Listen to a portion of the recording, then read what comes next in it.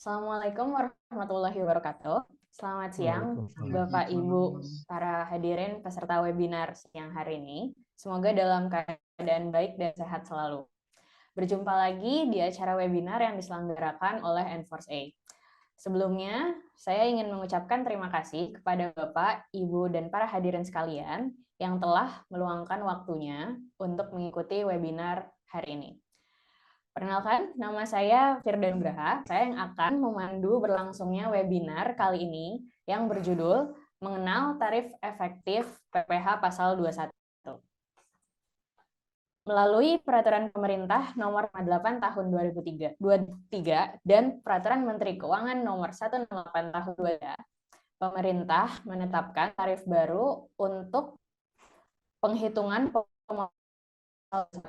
yaitu tarif efektif pemotongan PPh Pasal 21 yang berlaku mulai 1 Januari 2024. Penggunaan tarif efektif ini menjadi tahapan baru dalam penghitungan pemotongan PPh Pasal 21 yang berlaku selama ini, yaitu menggunakan tarif PPh Pasal 17 ayat 1 huruf A Undang-Undang Pajak Penghasilan.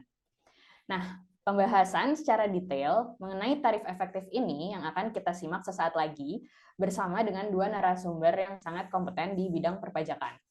Yang pertama adalah Bapak Iwayan Sudiarta selaku Managing Partner dari FSA.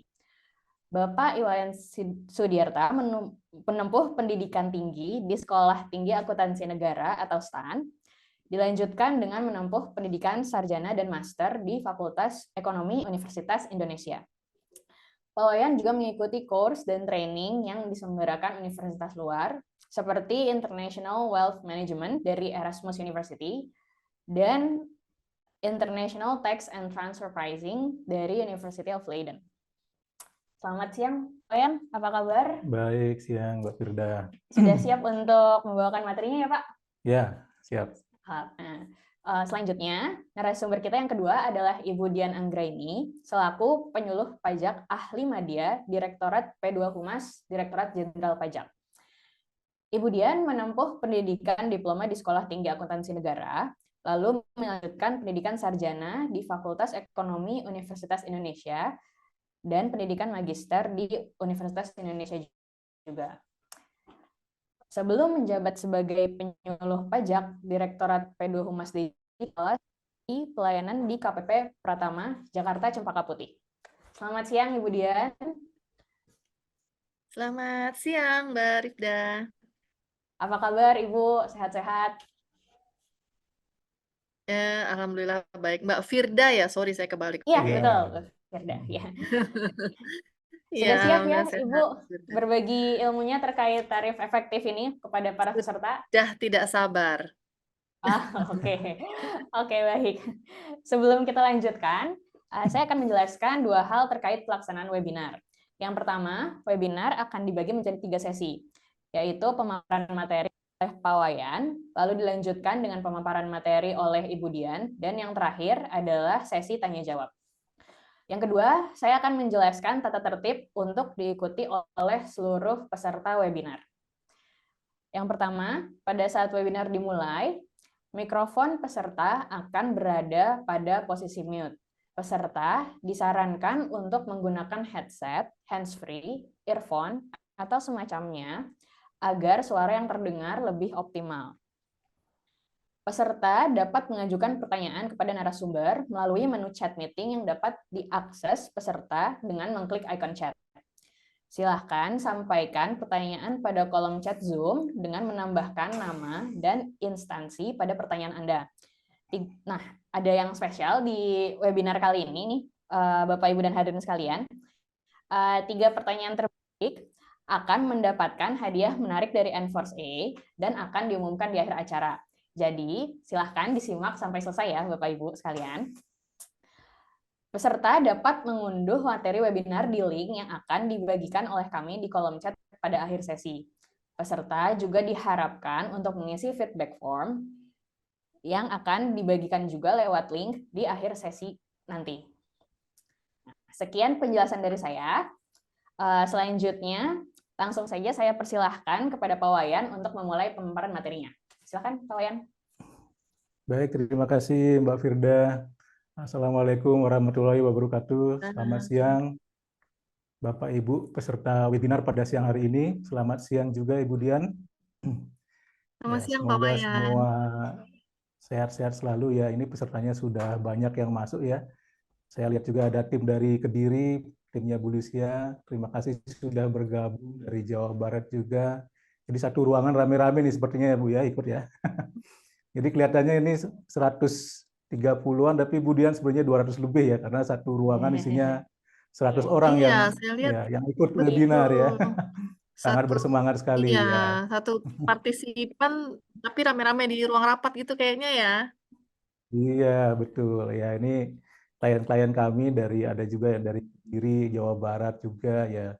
Saya mengucapkan terima kasih. Demikian juga kepada Bapak Ibu ya peserta umum, kami juga mengucapkan terima kasih telah bergabung pada webinar kami pada siang hari ini.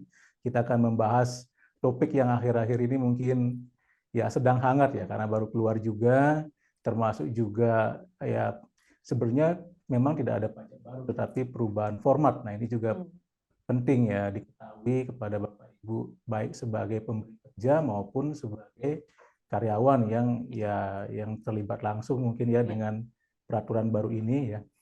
Sekarang apalagi momennya sudah akhir bulan, pasti semua sudah pada gajian kan ini kan Bapak Ibu ya. Nah, kira-kira sekarang gimana kelihatannya dengan penerapan TER yang baru ini ya, tarif efektif ini apakah naik ya bulanannya atau malah turun take home pay-nya. Ya, kalau kita lihat di berita-berita kan sekarang ada yang bilang naik, ada yang bilang turun, ya gitu ya, Mbak Wirda ya.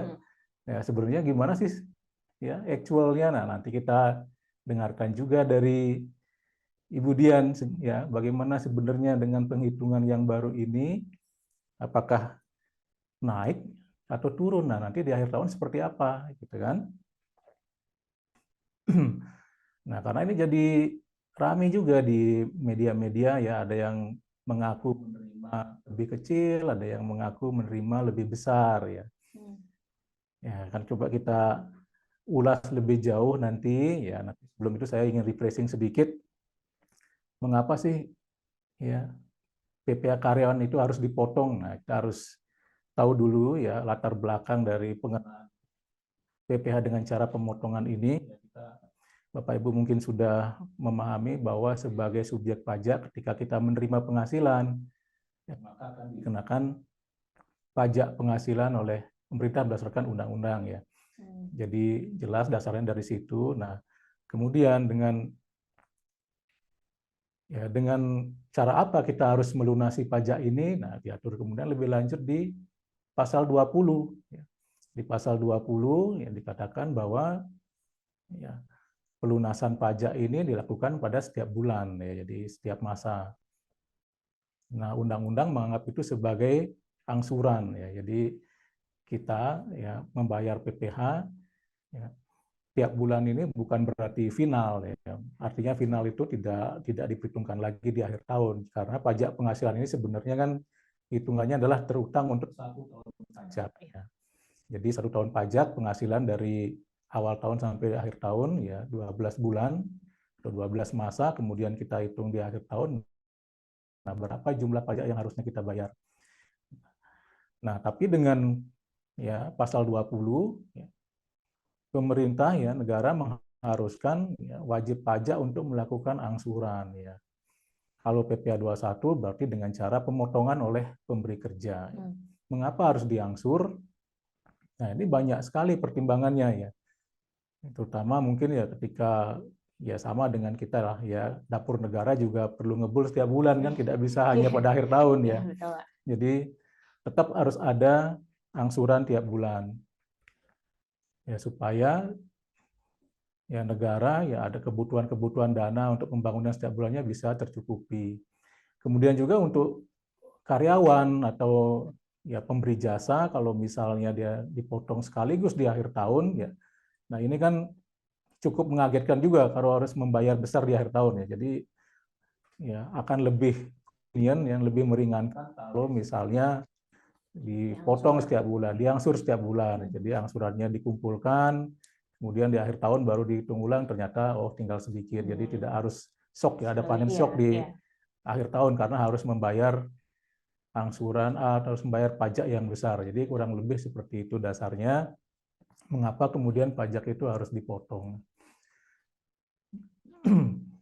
Nah, jadi Bapak Ibu ketika nanti harus menjelaskan kepada karyawan ya atau mungkin yang sekarang juga posisinya kita sebagai karyawan juga ya, jadi perlu punya pemahaman yang mendasari mengapa ini dipotong dan kemudian ya kenapa penghitungannya seperti ini dan lain sebagainya ya. Nah, itu tadi kami sudah jelaskan dan nanti kita akan lihat lebih jauh di penjelasannya Ibu Dian. Nah, lalu seperti apa model pemotongan yang baik ya? Jadi kalau kita lihat ya sistem perpajakan yang baik, kalau kita mengacu pada Adam Smith sebenarnya kan sudah dirumuskan ya, ada 4 kriteria ya. Harus di sana ada fairness ya. Ya, fairness apa ya? Ability to pay. Jadi pajak dibebankan ya sesuai dengan kemampuan orang untuk membayar atau sesuai dengan penghasilan yang diperoleh.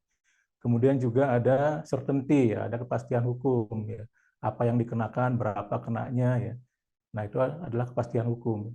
Kemudian juga convenient ya. Convenient ini menyangkut mengenai prosedur ya, administrasi supaya orang mudah melakukan kewajibannya. Demikian juga pemberi kerja misalnya dalam hal ini kalau terkait dengan pemotongan ya, mudah melakukan pemotongan, penghitungan dan juga secara administrasi cukup sederhana. Tentu di samping itu juga harus ada efisiensi ya. Jadi jangan sampai pajak ini kemudian membuat orang menjadi malas bekerja. Banyak potongan pajaknya jadi nggak usah kerja. Mending ya tinggal di rumah aja. Jadi sama dengan orang yang tidak bekerja. Jadi tetap harus memperhatikan 4 faktor itu ya ketika kita merumuskan sistem perpajakan yang baik. Nah, lalu apakah model pemotongan PPh pasal 21 ini yang selama ini kita kenal itu sudah bagus ya? Ya, itu kalau sudah bagus ya mungkin tidak perlu ada perubahan gitu kan. Berarti kan di sini pemerintah memandang ada hal-hal yang perlu disempurnakan ya. Nah, kalau kita selama ini kan kenalnya hanya satu model penghitungan ya, satu model penghitungan tapi variasinya bisa banyak ya.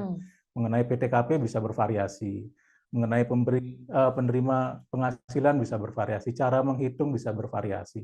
Jadi ada kompleksitas dalam penghitungan karena kita harus mengurangkan biaya jabatan. Bagaimana kalau misalnya bekerjanya ya misalnya hanya setengah tahun segala macam ya. Jadi tetap ya yang kita sudah lalui kemarin dengan model penghitungan yang seperti itu ya, itu masih menimbulkan kompleksitas di lapangan. Di samping itu karyawan yang menerima gaji juga tidak bisa dengan mudah melakukan check and balance ya. Nah, kalau misalnya saya gaji grossnya sekian ya kira-kira berapa yang saya terima. Jadi agak susah mereka melakukan check and balance. Oleh karena itu dipandang perlu ada perubahan, menyempurnakan. Nah, kemudian dengan PP 58 PMK 168 ini diperkenalkan model penghitungan baru melalui tarif efektif ya. Tarif efektif yang khusus berlaku untuk penghitungan massa angsuran tadi ya Bapak Ibu ya. Nah, jadi kalau model penghitungan ini ya pemotongan PPh 21 ini menggunakan tarif efektif sebenarnya ya memang sudah lazim di negara-negara lain ya. Kalau kita lihat di Amerika, Australia gitu ya, Mbak Firda ya, jadi sudah lazim menggunakan tabel sebenarnya menghitung PPh 21. Jadi tinggal melihat, tinggal informasi yang dibutuhkan berapa penghasilan brutonya, kemudian pengurangnya apa ya. Kalau di sini kan PTKP ya, nah sudah langsung ketahuan kira-kira akan dipotong sejumlah berapa. Nah, ini sebenarnya konsepnya ya kita kenal dengan nama PSU-GO ya atau PSU Earn. Jadi ketika kita menghasilkan ya mendapat penghasilan, menerima penghasilan dipotong sejumlah tertentu oleh pemberi kerja untuk dibayarkan kepada negara ya sebagai pajak kita. Tetap kita yang berhak nanti mengkreditkan ya menggunakan apa yang dipotong oleh perusahaan sebagai kredit pajak di akhir tahun ya. Jadi tidak hilang. Jadi PSU-GO, nah PSU-GO ini atau PSU Earn ini kita juga kenal beberapa model ya. Ada simple ya. Ya, ada simple PSU Earn ya artinya ya kalau simple ini tinggal setiap bulan lihat ke tabelnya masuk di kategori mana langsung sudah bisa ya terbaca berapa jumlah pajak yang harus dipotong ya. Simple as you earn. Kemudian kita mengenal juga ada yang namanya kumulatif pay as you earn. Jadi ini mungkin yang selama ini diterapkan ya, kita sebelum pengenalan TER ini ya kita menggunakan apa yang disebut dengan kumulatif pay as you earn.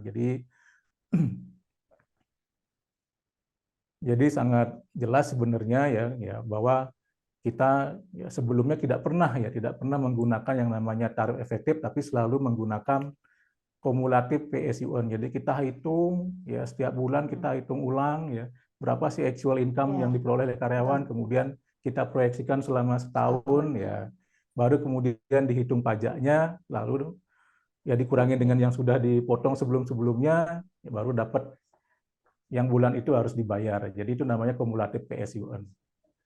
Kemudian yang kita kenal lagi, satu model lagi adalah year end adjustment PSUN. Jadi ini kombinasi antara simple PSUN dengan kumulatif PSUN.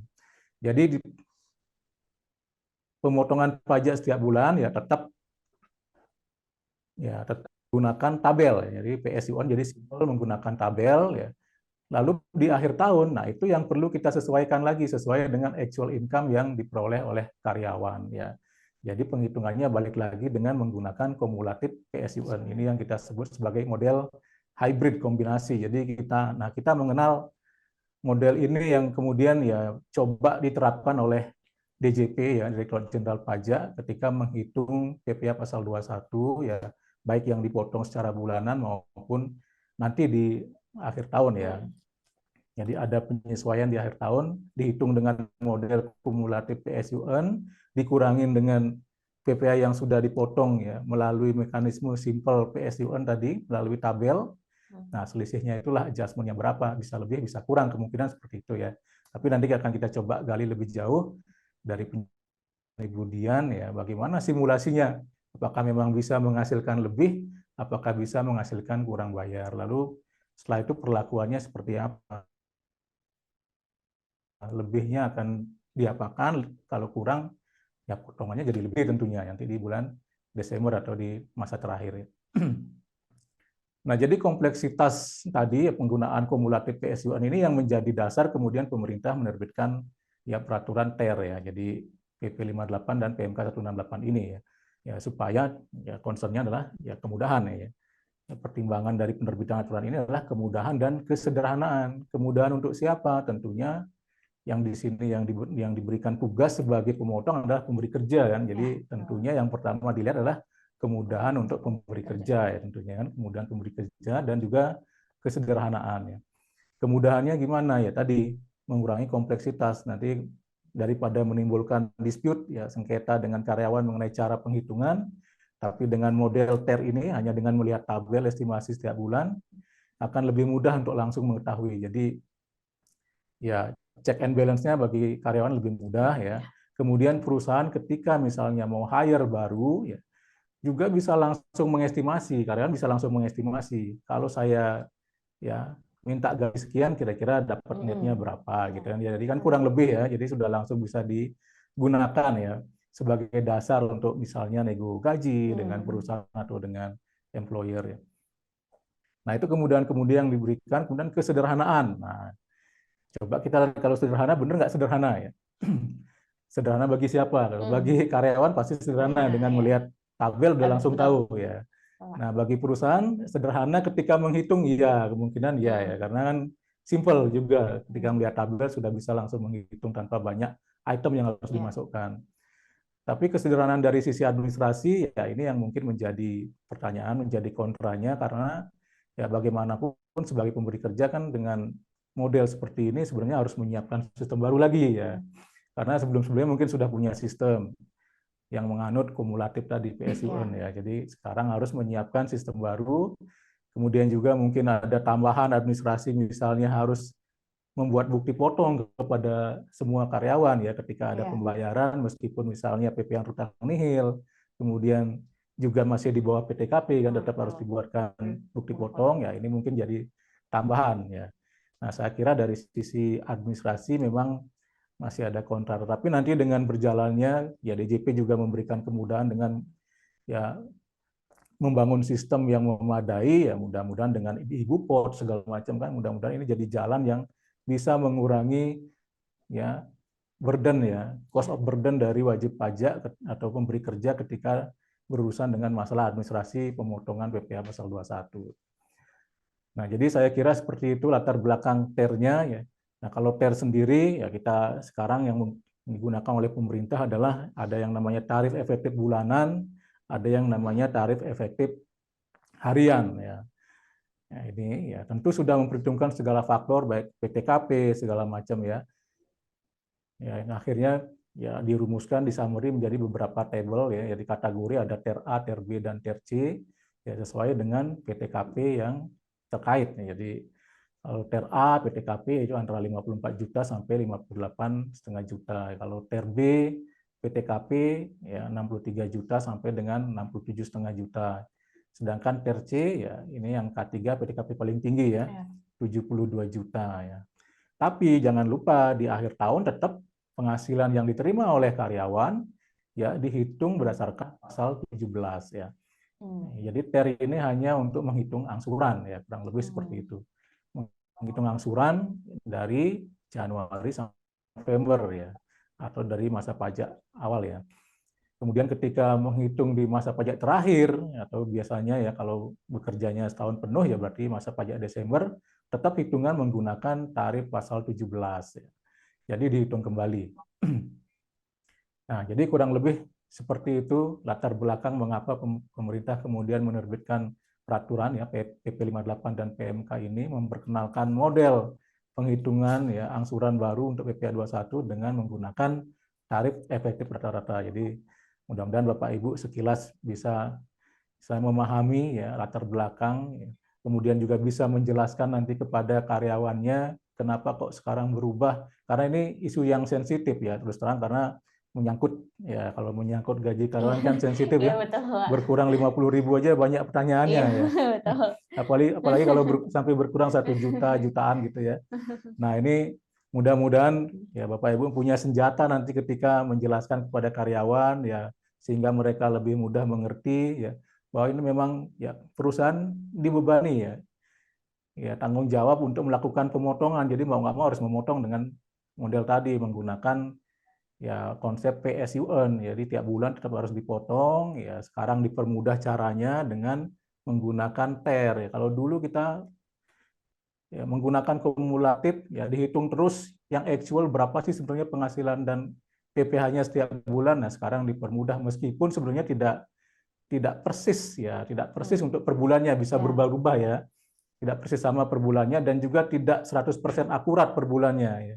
Bisa ada ring sehingga tadi ya kemungkinan bisa terjadi lebih, kemungkinan bisa terjadi kurang di akhir tahun. Jadi seperti itu Mbak Firda, saya kembalikan Mbak Firda, kita dengarkan lebih jauh dari penjelasan dari Bu Dian nanti. Ya. Baik, terima kasih Pak Wayan atas pemaparan materinya. Jadi tadi Pak Wayan menjelaskan mengenai prinsip pemotongan pajak penghasilan, yaitu prinsip pay as you earn ya Pak ya? Ya. Dijelaskan juga mengenai kompleksitas cara menghitung PPh pasal 21 dan resikonya bagi pemotong pajak dan otoritas pajak. Dua hal inilah yang bisa dibilang menjadi latar belakang dirumuskannya tarif efektif PPh pasal 21 ya Pak, yang lebih simpel gitu ya. Nah, memang penerapan tarif efektif ini menimbulkan banyak reaksi dari masyarakat, terutama wajib pajak yang merupakan karyawan. Dari yang saya lihat di media sosial nih Pak, banyak pertanyaan mengenai apakah penerapan tarif efektif ini akan membuat jumlah potongan pajak di akhir tahun akan menjadi lebih besar. Banyak tuh Pak teman-teman saya yang bertanya-tanya itu, kalau misalnya pakai tarif yang baru ini, kira-kira nanti di akhir tahun potongannya bakal lebih besar atau gimana gitu. Nah, mungkin Bapak, Ibu, dan para hadirin juga mempunyai pertanyaan yang sama. Dan nggak perlu lama-lama lagi, kita persilahkan kepada Ibu Dian untuk memaparkan materi dan menjelaskan lebih detail mengenai tarif efektif ini dan dampaknya pada perhitungan PPh 21. Silakan, Ibu Dian. Baik, terima kasih Mbak Firda. Izin yang terhormat Bapak Wayan Sudiarta, kemudian Bapak Ibu peserta webinar pada siang hari ini. Assalamualaikum warahmatullahi wabarakatuh. Selamat siang, salam Waalaikumsalam. sejahtera bagi kita semua. Om Swastiastu, Namo Buddhaya, salam kebajikan. Terima kasih Mbak Firda atas kesempatan yang diberikan dan juga terima kasih Pak Wayan yang telah mengawali webinar pada siang hari ini dengan pemaparan tentang ini ya, fenomena yang terjadi belakangan ini di masyarakat ya, Pak Wayan, terkait dengan implementasi aturan baru terkait PP Pasal 21. Namun sebelum saya memulai, izin saya tidak sendiri, Pak Wayan, Mbak Firda. Saya ditemani Ya, oleh rekan saya, ada Pak Zauki. Pak Zauki masih bergabung nggak ya? Oke, Pak Zauki. Oke, Pak Zauki kayaknya mungkin sudah live ya karena ada penugasan yang lain. Tapi tadi Pak Zauki menitipkan ada link pretest Bapak Ibu. Ya Pak Wayan tadi di awal acara ya, ketika Pak Wayan paparan, itu ada link presensi dan pretest. Mohon izin Bapak Ibu untuk dapat sambil mengisi ya untuk administrasi kami juga. Oke, baik seperti yang disampaikan Mbak Firda tadi dan juga sudah diawali oleh Pak Wayan, saya akan meneruskan ya penjelasan terkait dengan pemotongan PPh Pasal 21 dengan rezim yang baru ini Pak Wayan ya. ya, siap. Saya share screen. Oke, apakah sudah terlihat Pak Wayan? Mbak Firda, Sudah. apakah Ya, sudah ya? sudah. Sudah. Oke. Ya, sudah. Baik, Bapak dan Ibu, saya yakin sekali ini sudah ada soalnya tadi yang bertanya DM ke saya tentang pemotongan ini. Jadi saya yakin bahwa sebagian besar peserta webinar siang hari ini sudah paham, ya, sudah pernah mendengar penjelasan mengenai tarif efektif, ya, sehingga tadi saya sampaikan ke Pak Wayan, kita jangan lama-lama deh, biar nanti cukup waktu untuk diskusi gitu ya. Namun untuk sebagai pemantik diskusi, izinkan saya memaparkan sedikit aja untuk mengantarkan atau mengingatkan kembali kepada kita semua terkait dengan mekanisme atau skema pemotongan dengan ketentuan yang baru. Tadi Pak Wayan sudah menjelaskan ya panjang lebar mengenai tujuan kenapa sih ada pengaturan yang baru, padahal kita selama ini sudah nyaman, sudah terbiasa dengan menggunakan skema yang lama yang diatur dalam Per 16 ya, yaitu sebenarnya adalah mengedepankan kesederhanaan, prinsip kesederhanaan sehingga memudahkan wajib pajak juga Fiskus dalam hal ini dalam melakukan validasi atau pengawasan kepatuhan kepada wajib pajak. Dan satu yang selalu kami tekankan bahwa pengaturan skema baru ini tidak menambah beban pajak baru ya Bapak dan Ibu, tidak menambah beban pajak baru untuk setiap tahunnya. Karena apa? Karena nanti di akhir tahun, di masa pajak terakhir, itu dilakukan penghitungan ulang PPh Pasal 21 dengan tarif yang sudah berlaku, dengan tarif yang diatur dalam undang-undang untuk kewajiban perpajakan wajib pajak orang pribadi. Yaitu yang kita sudah tahu bersama, tarif Pasal 17 ayat 1 huruf A. Nah, nanti dengan penghitungan di akhir tahun itu, didapatnya berapa, itulah beban setahun, jadi tidak berubah. Namun nanti ya, tadi Pak Wayan sudah ngasih sedikit tuh, sudah menyinggung sedikit implikasinya, ternyata, oh katanya gajinya ada yang turun, tapi ada yang naik juga. Nah, itu adalah satu implikasi Bapak dan Ibu ya. Tapi yang pertama kita perlu sampaikan, tidak ada tambahan beban pajak. Nah, kemudian saya langsung cepat saja Bapak Ibu ya, kita langsung ke Nah, ini dia. Bahwa di dalam PP 58 itu diatur bahwa tarif untuk pemotongan PPh pasal 21 ada dua jenis, yaitu tarif pasal 17 ayat 1 huruf A dan ini, tarif efektif. Tarif efektifnya ada dua. Nah, sekarang kita masuk dulu ke tarif yang pasal 17 ayat 1 huruf A. Penjelasan di dalam PP 58 ya, di dalam pasal 2 ini yang menyebutkan bahwa ada dua jenis tarif, ini bukan diartikan bahwa kita bisa memilih Bapak dan Ibu ya. Oh, saya mau pilih yang jenis 17 ayat 1 aja. Enggak. Tapi dua-duanya tarif ini memang masih dipakai di dalam skema baru. Namun makainya kapan, kepada siapa, itu diatur di dalam PMK 168. Nah, di pasal 17 ayat 1A ini, kalau kita fokus ke dalam pegawai tetap, maka dia hanya digunakan di masa pajak terakhir. Tadi kalau bahasa saya adalah untuk melakukan penghitungan ulang atau rekalkulasi beban pajak selama setahun. Karena sebelum kita sampai di masa pajak terakhir, di masa-masa Januari sampai dengan November kita sudah melakukan pemotongan, tapi dengan cara yang jauh lebih sederhana dibandingkan dengan cara sebelumnya, yaitu sesimpel hanya mengalihkan jumlah penghasilan bruto dengan tarif efektif. Nah, apa itu tarif efektif ya? Jadi sekali lagi ditekankan ya Bapak dan Ibu, pasal 17-nya untuk pegawai tetap hanya digunakan di masa pajak terakhir. Di masa-masa selain masa pajak terakhir itu menggunakan tarif efektif. Nah, untuk pegawai tetap itu kita menggunakan tarif efektif bulanan. Jadi tarif efektif bulanan ini nanti kita tunjukkan lagi ya tabelnya, dan saya yakin Bapak dan Ibu sudah paham, sudah pernah melihat. Itu disusun berdasarkan jumlah tanggungan dan status kawin dan jumlah tanggungan wajib pajak atau yang biasa kita kenal dengan penghasilan tidak kena pajak atau PTKP. Jadi untuk yang PTKP-nya itu istilahnya dipajak TK0 ya, artinya dia belum menikah dan single, tidak kawin dan single dan tidak ada tanggungan maksud saya. Dia single dan tidak ada tanggungan, TK0, atau dia belum menikah tapi dia menanggung. Kan ada di dalam ketentuan perpajakan apabila kita memiliki tanggungan yang sesuai dengan ketentuan peraturan perpajakan, maka itu boleh dikurangkan, boleh masuk dalam komponen PTKP. Atau dia sudah menikah dan nol. Nah ini ter A namanya.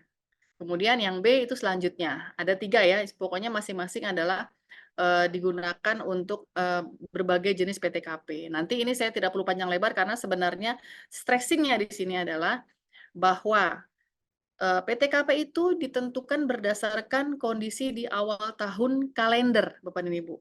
Jadi kalau kita cermati di dalam Undang-Undang PPH, kalau kita berbicara mengenai PTKP itu kan ditentukan di awal tahun pajak atau di awal bagian tahun pajak.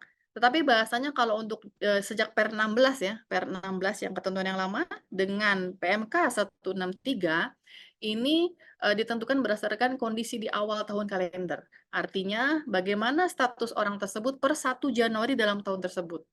Ini perlu ditekankan ya, karena apa? Karena PTKP ini akan menjadi panduan pegawai tersebut masuk di dalam tabel yang mana.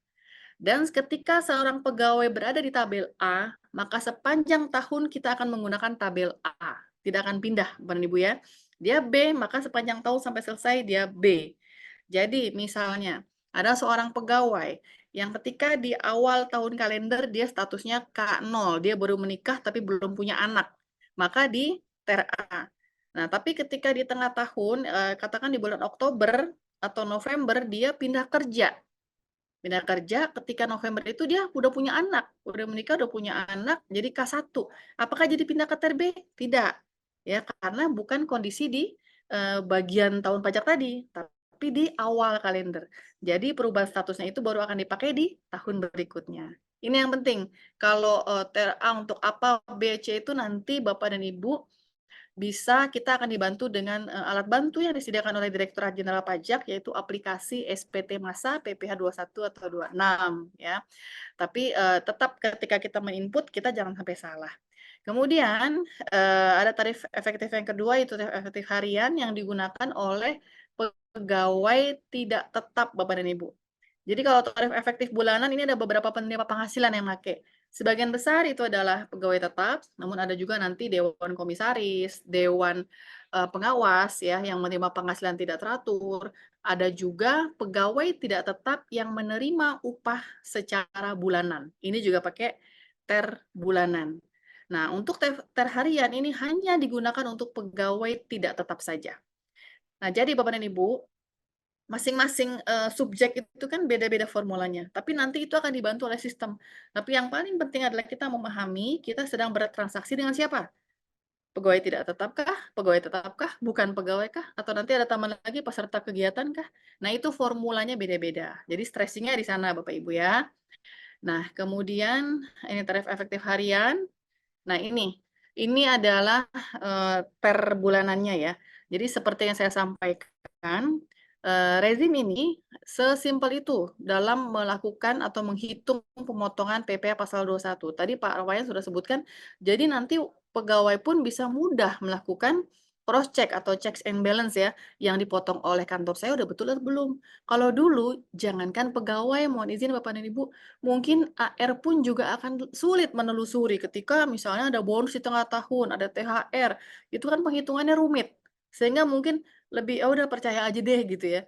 Nah, sekarang nanti takutnya begitu AR yang satu misalnya dengan AR yang lain berbeda. Ketika ada, AR yang lain misalnya menemukan, fakta, oh ternyata ada kesalahan dan itu menyebabkan kekurangan pemotongan dan lain sebagainya sudah di masa yang sudah, lewat berlalu. Itu kan jadinya menambah beban wajib pajak juga. Tapi kalau dari awal sudah mudah dilakukan validasi, maka, dengan sistem ini dari sisi wajib pajak pun tentu potensi kesalahannya sudah minim. Karena simpel caranya, hanya dengan brutonya berapa, kemudian tarifnya berapa, kan seperti itu kalau pegawai tetap. Nah, memang hal ini akan menimbulkan suatu implikasi di masa pajak terakhir Bapak dan Ibu. Karena apa? Karena di dalam, tabel ini Bapak dan Ibu, tabel TER A, B, C, ini kan disusun berdasarkan simulasi dari beberapa lapisan penghasilan. Ya, totalnya ada 125 lapisan penghasilan yang masing-masing lapisannya itu disusun dalam suatu range. Ya, range penghasilan dari atas sampai bawah range-nya makin lebar Bapak dan Ibu, intervalnya makin jauh. Jadi kalau yang pertama misalnya 5,4 sampai 5650 itu kan selisihnya hanya 250.000. Tapi kita lihat yang paling bawah 910 juta sampai dengan 1,4 M. Selisihnya sudah 500, hampir 500 juta sendiri. Nah, ini bisa dibayangkan efeknya ketika dalam range itu dia berada di tepi kiri, katakan dia bulan itu mendapatkan penghasilan 910 juta. Tarifnya 33% sama ketika dia mendapatkan penghasilan saat itu 1,4 M. Ya. Jadi bisa dikatakan kalau dia di tepi kiri di 33%, maka akan potensi lebih potongnya kurang bayar, justru kurang potongnya lebih besar ya. Nah, sementara kalau di 1,4 M juga seperti itu, motongnya jadi gede banget gitu ya. Kalau di sebelah kiri kan terjadi kurang potong ya, di sebelah kanan nanti jadi kegedean potongnya misalnya. Tapi sebenarnya dari simulasi yang dilakukan oleh DJP ini Bapak dan Ibu, di antara range itu, di suatu titik, itu ada yang tepat tarifnya, kan gitu ya. Tapi kan kita nggak tahu, penghasilan kita berada di titik yang mana.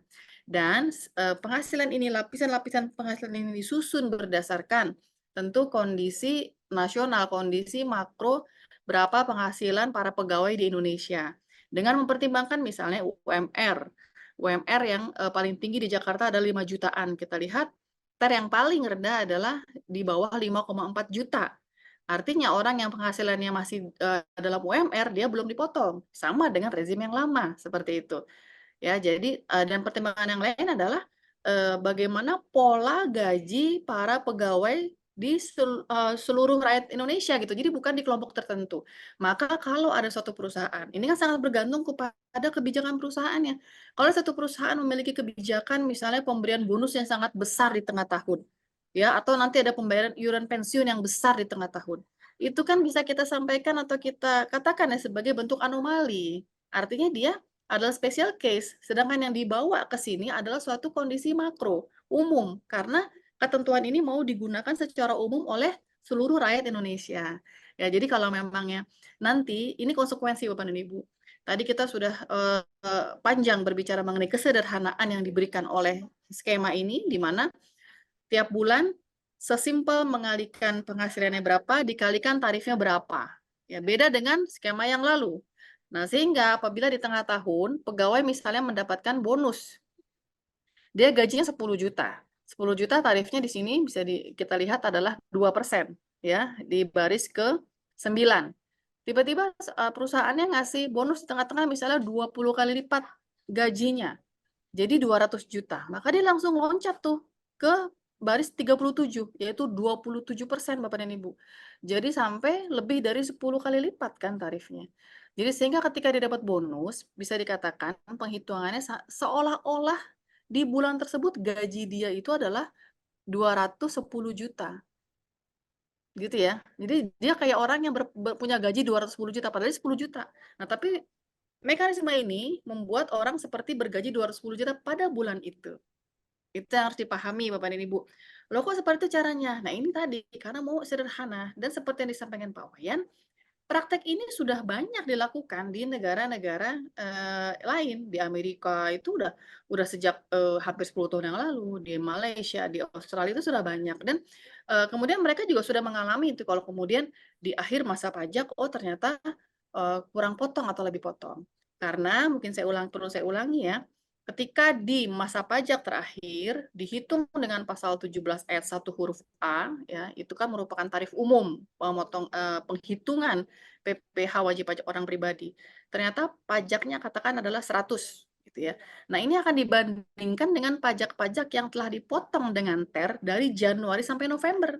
Kalau kemudian Januari sampai November itu dipotongnya baru 90, maka selisihnya 100 diambil 90, 10-nya itu merupakan pemotongan di bulan Desember.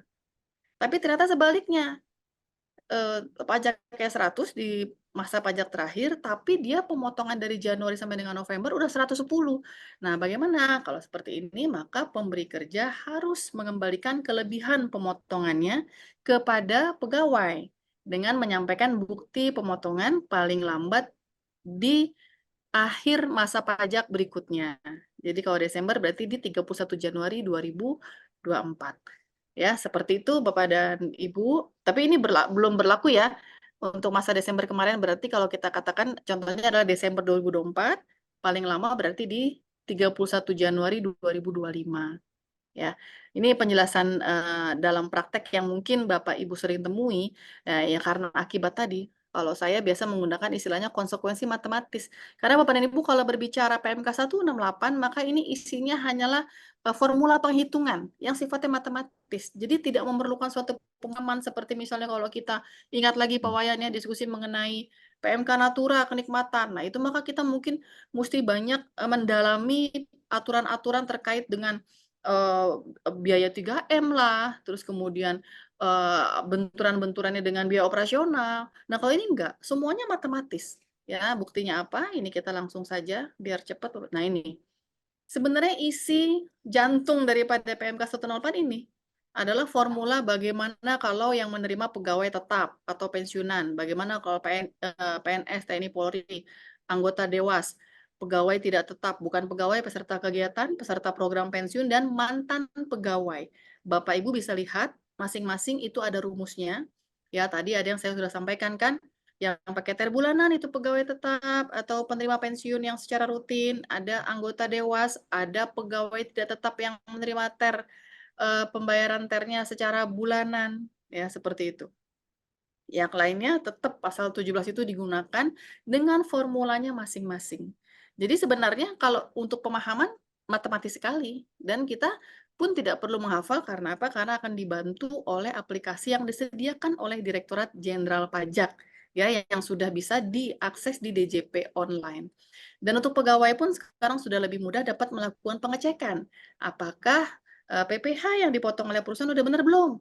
Karena pegawai bisa mengakses kalkulator nih. Jadi DJP selain menyediakan aplikasi untuk 2126-nya untuk pembuatan bukti potong dan juga pelaporan SPT-nya, juga menyiapkan aplikasi kalkulator di kalkulator.pajak.go.id atau bisa diakses di www.pajak.go.id ya. Artinya nggak perlu masuk ke DJP online. Artinya siapapun bisa ngecek. Jadi nggak perlu punya akun di DJP online. Tadi gunanya itu, untuk kalau jika pegawai perlu mengecek, berapa sih PPh 21 saya seharusnya. Nah, sekali lagi Bapak dan Ibu, kalau bicara teknis maka, simpel sekali yang diatur di dalam ketentuan ini, dan saya yakin Bapak dan Ibu sudah memahami dan sudah, mempelajarinya ya, atau bahkan mempraktekkan. Namun saya mungkin izin, menyampaikan beberapa poin penting saja seperti ini misalnya.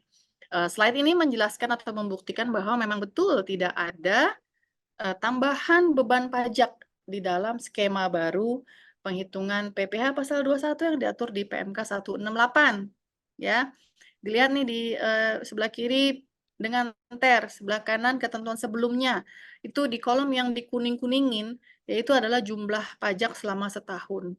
Itu tidak berubah Bapak dan Ibu, sama. Tapi memang pemotongan per bulannya itu bisa beda-beda ya per bulannya, itu bisa lebih besar bisa lebih kecil ya, tergantung. Nah, nanti tadi seperti saya sampaikan, pokoknya endingnya adalah gimana penghitungan yang sebenarnya ya dalam beban pajak setahun dengan menggunakan tarif pasal 17.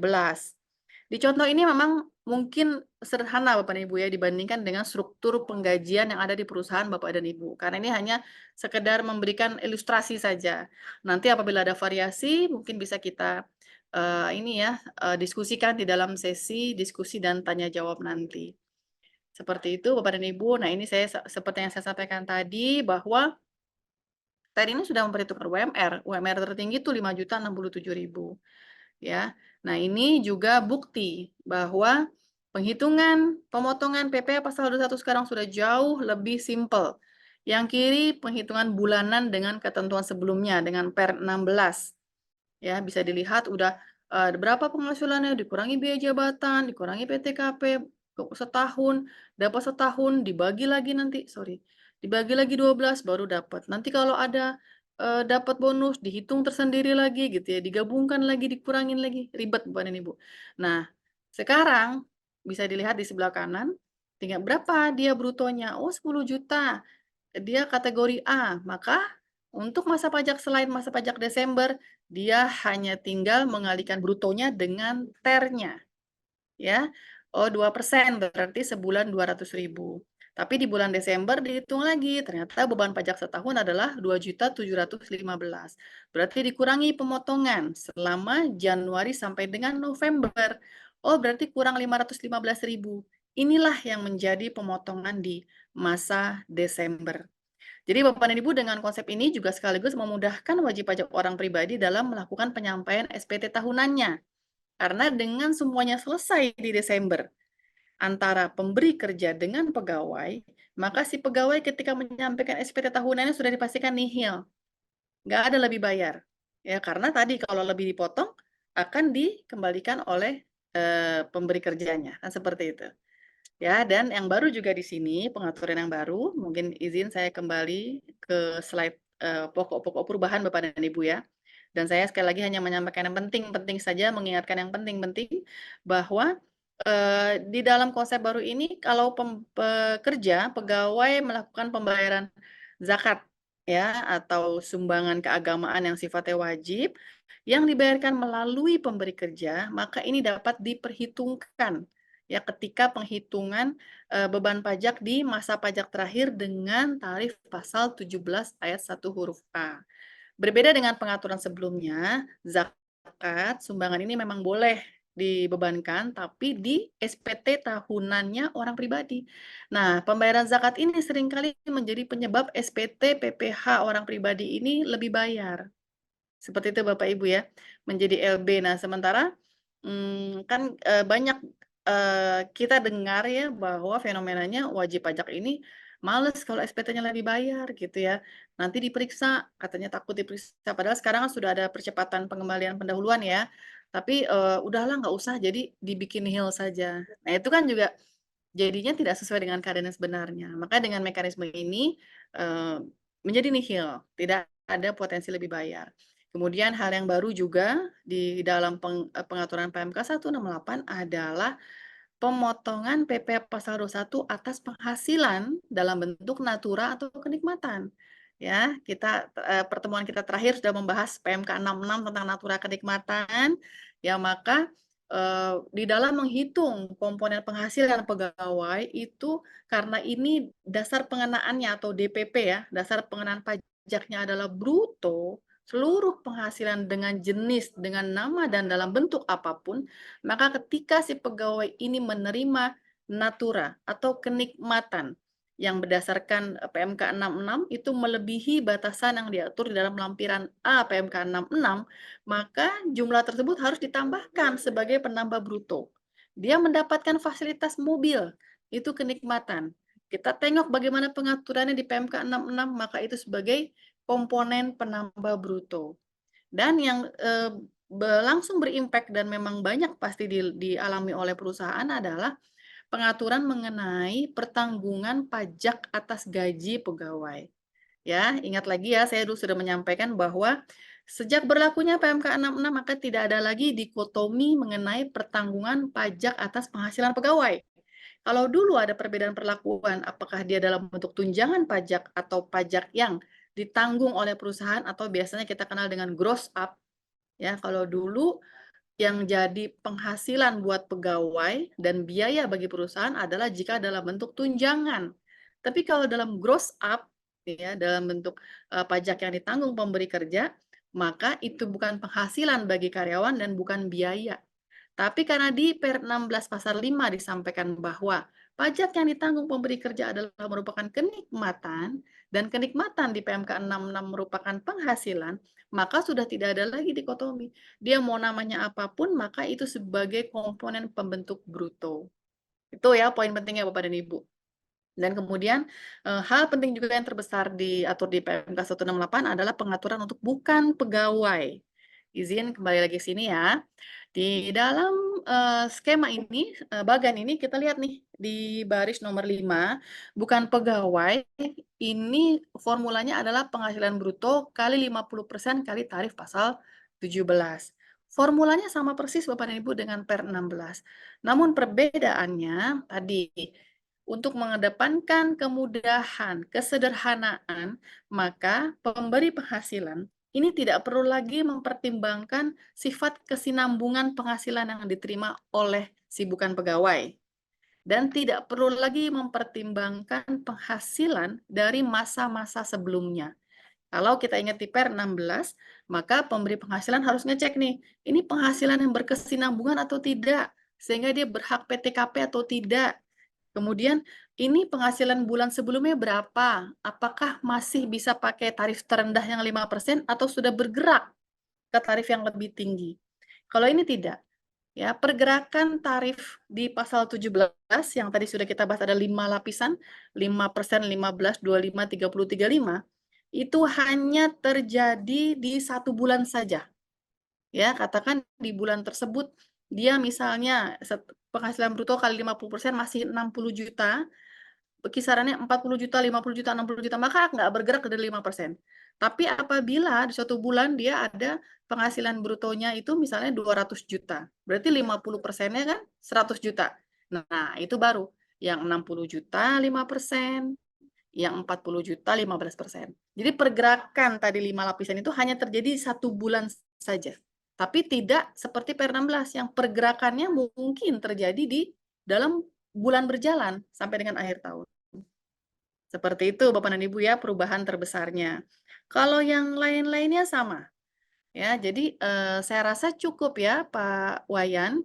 Mungkin pembukaan dari saya ya, karena tadi saya sampaikan ini udah banyak banget ini pertanyaan. Pasti Bapak dan Ibu sudah nggak sabar nih memasuki sesi diskusi dan tanya jawab. Oke, demikian Bapak dan Ibu. Terima kasih atas perhatiannya. Kita ketemu lagi di dalam sesi diskusi. Selanjutnya saya kembalikan kepada Mbak Firda. Ya, terima kasih Ibu Dian atas pemaparan materinya. Jadi beberapa poin penting yang bisa saya ambil dari pemaparan materi Ibu Dian itu antara lain adalah penerapan tarif efektif ini tidak menimbulkan beban pajak baru ya Bu ya. Lalu tarif efektif ini digunakan untuk menghitung PPh pasal 21 masa selain masa pajak terakhir. Nah, sementara itu untuk penghitungan PPh pasal 21 masa pajak terakhir digunakan tarif pasal 17 ayat 1 huruf A Undang-Undang Pajak Penghasilan. Betul begitu ya Bu ya? Betul sekali Mbak Firda. Oke, baik. Kedua narasumber telah memaparkan materinya masing-masing dengan detail dan komprehensif. Sekarang kita akan masuk ke sesi tanya jawab. Saya akan membacakan satu persatu pertanyaan dari para peserta webinar yang masuk. Ya.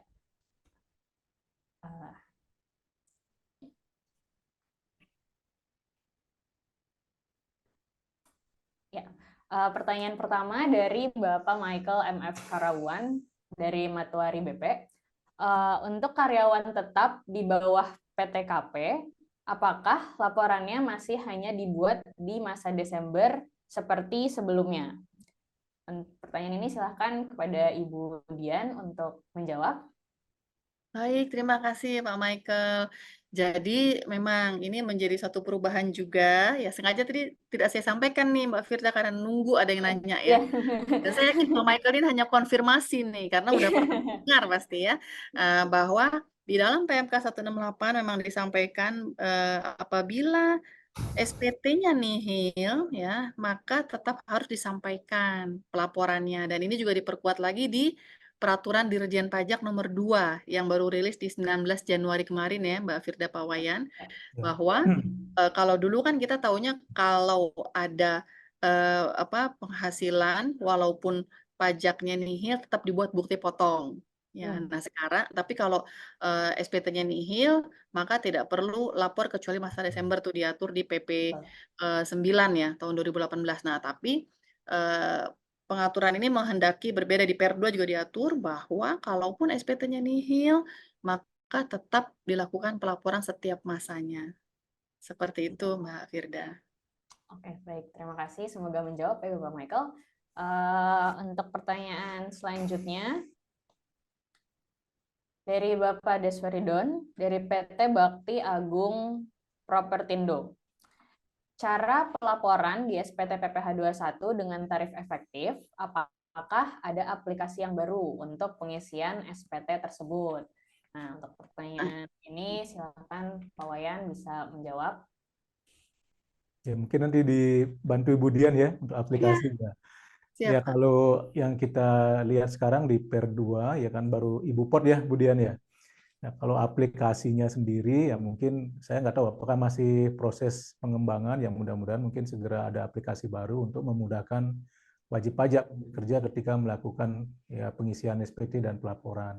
Kalau pelaporan tentu kan bisa pakai e-filing tentunya, tapi kan perlu ada ISPT, aplikasi ISPT yang baru ya, yang menyesuaikan dengan penggunaan TR. Tapi kalau misalnya akhir tahun ya sebenarnya kan sama ya masih ya harusnya ya, tinggal sekarang pelaporan per masanya, aplikasi ISPT masa. Ya mungkin dari Budian. Oke, baik. Terima kasih Pak Wayan. Jadi seperti yang saya sampaikan tadi bahwa memang pengaturan skema yang baru ini dibarengi Pak Wayan dengan aplikasi yang disiapkan oleh DJP. Artinya ya kalau dulu kita melapor PPh pasal 21 itu dengan ISPT ya. ISPT kan Pak Wayan ya, kita Ya. dengan CSV kemudian lapor dengan e-filing gitu ya. Ya. Nah, sekarang itu ditinggalkan Bapak dan Ibu. Ya, sekarang sudah tidak seperti itu lagi. DJP sudah membangun aplikasi berbasis web. Ya, jadi web version. Nah, ini bisa Bapak Ibu sekarang langsung coba di DJP online. Di DJP online masuk ya, nanti saya bisa mungkin saya share ke Mas Rifki ya, bisa di-share di chat, itu kita juga udah ada buku panduannya Bapak dan Ibu. Buku panduan bagaimana step by step-nya untuk mengakses aplikasi ini. Nah, aplikasi ini Bapak dan Ibu ya. Jadi kan nanti Bapak dan Ibu masuk di DJP online, masukin nama NPWP, kemudian tahapan-tahapannya password, terus CAPTCHA itu. Nanti pilih dulu profil. Profil, aktifkan dulu fitur. Sama tuh kayak yang dulu-dulu kalau kita misalnya kayak mau ikut PPS apa itu kan harus aktifkan dulu fiturnya. Aktifkan fitur dicentang 2126. Ya, nanti di buku ada Bapak dan Ibu, dicentang. Nah, nanti akan otomatis terlog out, masuk lagi. Nanti sudah ada tuh Bapak Ibu pilihan PPh 2126, Ibu Pot 2126. Nanti diklik yang pra pelaporan. Seterusnya nanti diikuti dengan tahapan-tahapan di situ bisa dipelajari. Itu ada beberapa menunya. Nah, aplikasi ini akan memudahkan Bapak dan Ibu dalam membuat bukti potong. Jadi bentuknya Pak Wayan sama persis seperti Ibu Pot unifikasi. Ya, jadi kalau teman-teman yang selama ini sudah berurusan dengan vendor, kemudian melakukan pemotongan misalnya karena vendornya Badan gitu ya, memotong PPh pasal 23, maka sudah tidak ada kesulitan karena sama persis. Cuma memang masalahnya mungkin selama ini kalau yang mengurus gaji 21 kan bagian HR gitu ya. HR kan mungkin ada yang tidak bertransaksi dengan vendor, jadi mungkin belum friendly dengan aplikasi Ibupot. Oleh karena itu mungkin dalam kesempatan ini kami sarankan yang bagian vendor dulu udah terbiasa dengan Ibupot unifikasi, maka ngobrol nih Pak Wayan dengan HR-nya supaya ngajarin bagaimana make Ibupot unifikasi, atau Pak Wayan pasti bisa ngajarin WP-WP-nya ya untuk menggunakan Ibupot unifikasi sama persis. Nah, kemudian ada pertanyaan bahwa bagaimana kalau WP-nya banyak, pegawainya banyak, karena kan kalau di situ kita bisa key in masing-masing. Satu, nama pegawainya gitu ya, kemudian dia pegawai tetap atau tidak tetap, PTKP berapa, nanti itu satu-satu kan lama kalau pegawainya ribuan. Nah, ini juga sama seperti Ibupot unifikasi, ada fitur impornya, seperti itu. Jadi untuk masa Januari ini Bapak dan Ibu, tadi kalau menjawab pertanyaan Pak Desweridon ya, maka ya pakai aplikasi ini yang disiapkan oleh DJP. Oke, berarti sekarang semua pembuatan bukti potong dan SPT. pelaporan SPT-nya udah berbasis web ya, Bu Dian ya. Jadi Betul udah sekali. tidak ada aplikasi-aplikasi yang digunakan lagi ya. Iya, betul sekali. Jadi, nah aplikasi yang lama itu masih dibuka untuk pelaporan atau pembetulan SPT 21 untuk masa pajak Desember 2023 ke bawah. Ini Pak Winarko memberikan komentar, katanya aplikasi masih seperti ini. Ini mungkin Mbak, jadi saya belum lengkap menyampaikan ya. Aplikasi ini memang masih dalam tahap penyempurnaan ya Pak Wayan, tapi sudah dibuka Bapak dan Ibu. Kalau yang Pak Winarko sampaikan ini mungkin adalah untuk fitur perekaman. Perekaman itu dalam arti memang untuk mengantisipasi, menjaga kerahasiaan gaji masing-masing karyawan di suatu perusahaan, karena kami menyadari, memahami bahwa urusan penghasilan nih ya, urusan gaji di perusahaan Bapak Ibu nih sensitif nih, rahasia, nggak boleh diketahui oleh orang lain. Nah, maka ini ditambahkan nanti pengaturan bahwa yang bisa merekam itu hanya orang-orang tertentu, dikasih user khusus yang nggak bisa dipakai oleh user utama. Gitu. Jadi bedanya dengan tadi Ibupot unifikasi adalah nanti ada menu pengaturan untuk perekaman. Nah, ini mungkin yang diklik perekaman maka keluarnya under construction. Tapi kalau yang lain sih harusnya sudah bisa dibuka Pak Winarko. Seperti itu ya. Baik, terima kasih Ibu Dian penjelasannya. Lanjut ke pertanyaan selanjutnya. Dari Ibu Tini Martini dari PT Recruit First Indonesia. Bagaimana perhitungan untuk karyawan yang berhenti di tahun berjalan? Nah, silakan Ibu Dian bisa menjawab pertanyaan ini. Ya, jadi untuk karyawan yang berhenti ini, jadi Bapak dan Ibu ya, memang ketika kita,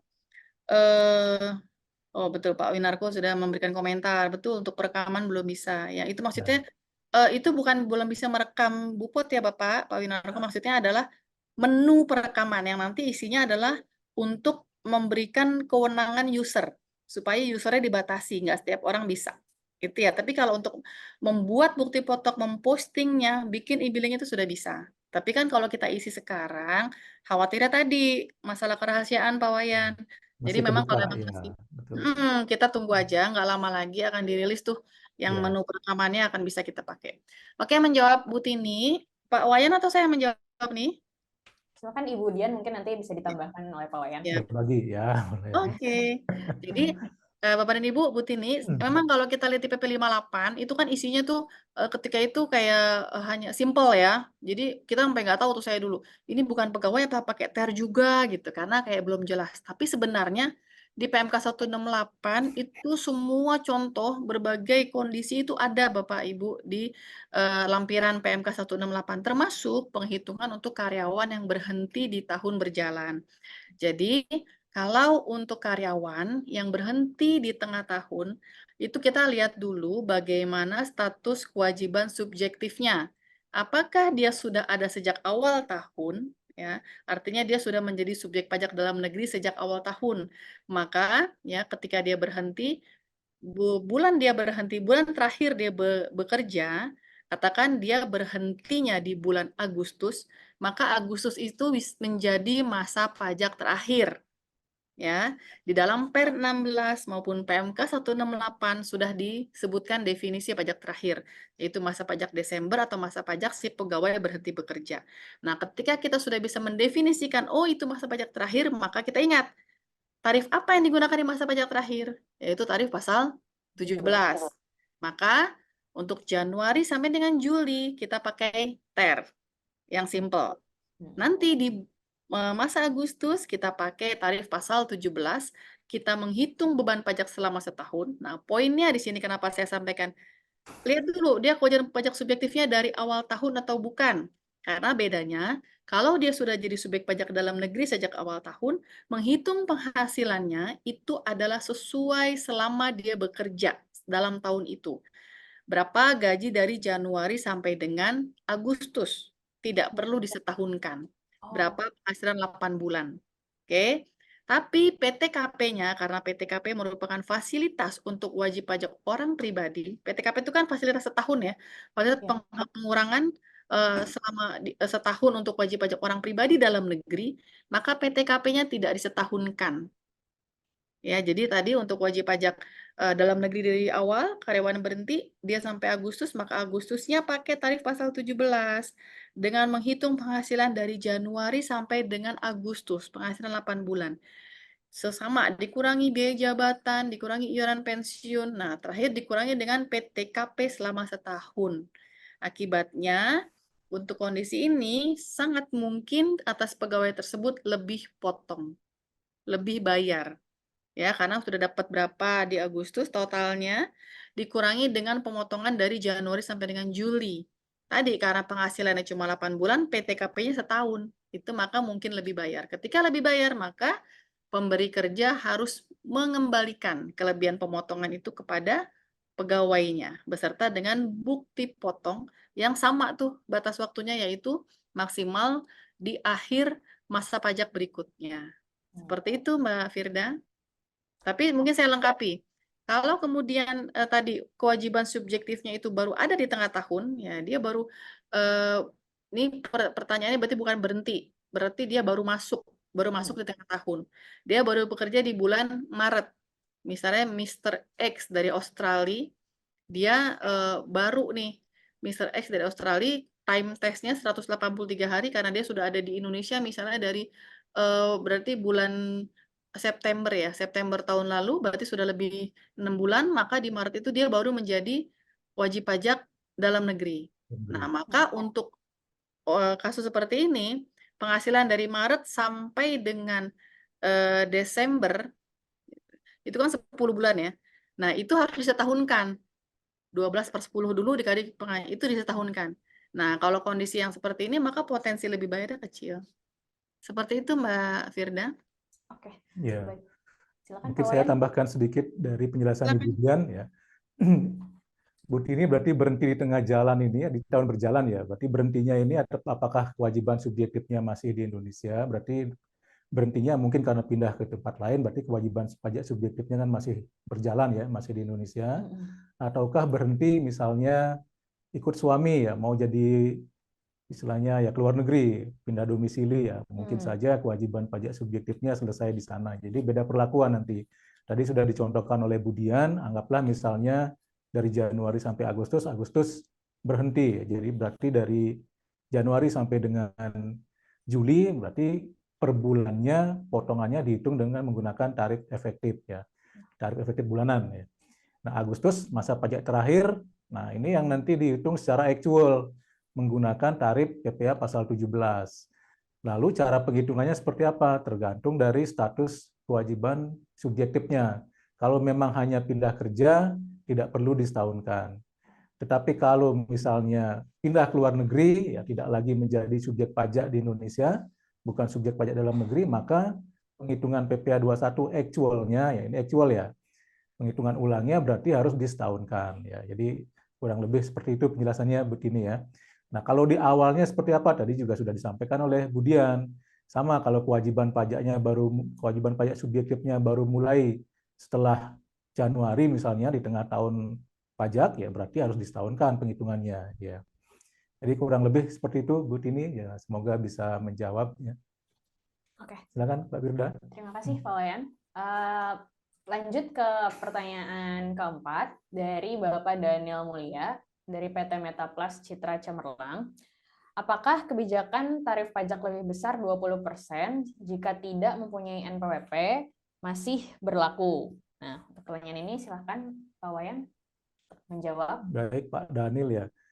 Ya mungkin kalau kita lihat di PP 58, PMK 68 sebenarnya kan tidak mengatur ini ya, yang lebih tinggi 20% ya. Jadi kurang lebih kita anggap ya punya NPWP dan menggunakan NIK, ya harusnya kan menggunakan NIK sebenarnya kan sekarang ya. Berarti tetap sama ya, karena sekarang kan harusnya sudah pemadanan, karena NIK sudah menjadi NPWP ya sebenarnya kan. Jadi mengapa kemudian tidak ada penjelasan perbedaan antara NPWP dan tidak ber-NPWP? Ya karena sekarang Bapak Ibu juga sudah mengetahui bahwa NIK kemudian akan diberlakukan sebagai NPWP. Jadi sebenarnya NPWP itu adalah nanti akan sama dengan NIK ya. Jadi mulai sekarang berarti harus ada pemadanan. Kalau belum pemadanan ya mungkin perlu segera dilakukan pemadanan supaya nanti ya pajaknya juga sama. Tapi kalau kita lihat di PMK-nya sebenarnya tidak lagi membedakan antara NPWP dan tidak ber-NPWP, karena ini seharusnya tanpa NPWP pun sebenarnya NIK sudah bisa dianggap sebagai NPWP.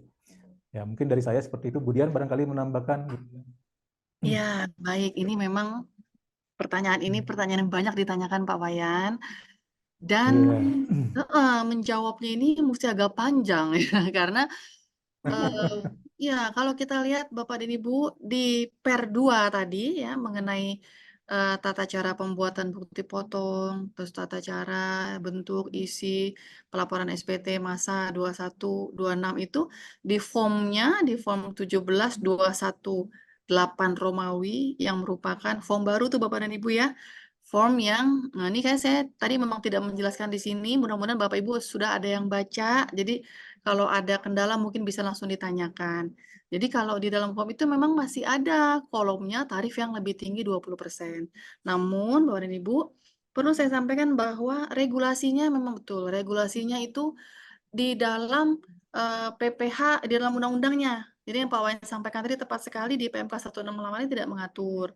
Tapi di dalam undang-undangnya kita lihat di pasal 21 ayat 5A itu masih ada kan, belum diamandemen bahwa tarif yang lebih tinggi 20% dikenakan untuk wajib pajak yang tidak memiliki NPWP. Nah, namun tadi juga Pak Wayan sebutkan bahwa sekarang kan NIK menjadi NPWP. Jadi yang digunakan adalah NIK, di mana implementasi secara nasional akan kita laksanakan di 1 Juli 2024 nih. NIK menjadi NPWP. Jadi kan udah nggak ada lagi tuh NPWP. Maka isunya adalah NIK-nya sudah valid atau belum. Nah, sistem ini Bapak dan Ibu hanya bisa menerima NIK yang valid. Gitu. Kalau tidak valid bagaimana?